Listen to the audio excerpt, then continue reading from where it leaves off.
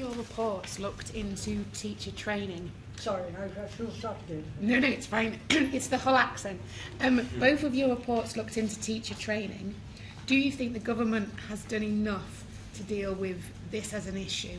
And I say this partly as a former primary teacher who had no specialist training on children with SEND at all. Do you think enough has been done now to deal with this? To Baroness or to Brian?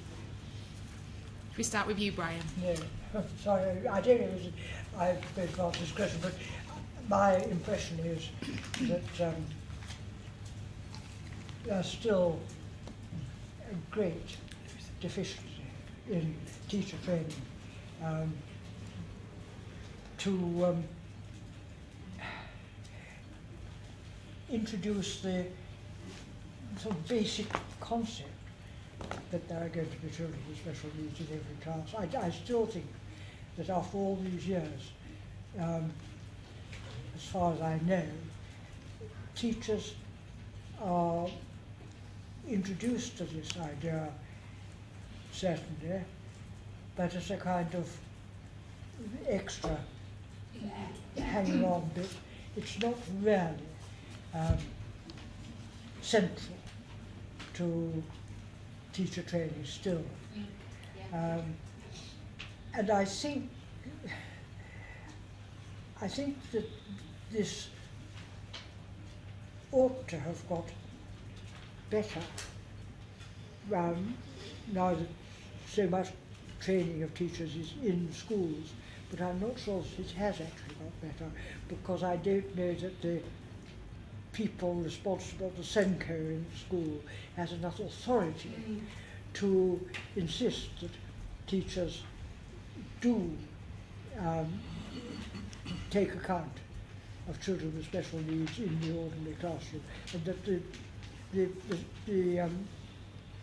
the SENCO ought to be there in the classroom, seeing that the teacher does take account of the whole range of abilities of people in the classroom.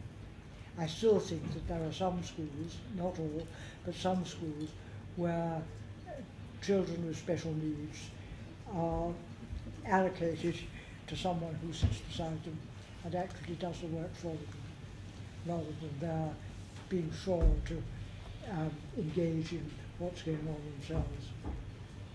Thank you. Brian, what's your thoughts? No, I don't think enough has been done, but I don't think it's simply about loading even more courses on SEN into initial teacher training. The government did move from half a day to a day, I think it was. I don't think just sort of moving to another half a day is what's going to make the difference. I would agree with what you were saying, that really it's more about changing the culture and expectations that teachers have of pupils with SEN, and that's what I would like to see embedded from the beginning of initial teacher training. I then think much more has to then come in terms of the support from the SENCO, on-the-job training over time, again the role of specialist services to support the teacher in that role. But I think it needs to go back to a fundamental kind of expectation that yes, every teacher is a teacher with SEN, but what that really means is that every teacher has an aspiration to deliver the best outcomes for all the children with SEN in their classroom. And this goes back to what you were saying about using SEN as an excuse for the child not performing. Exactly so. Rather than actually treating it as a challenge to be exactly so I wanted it not, thinking of training as continual professional development.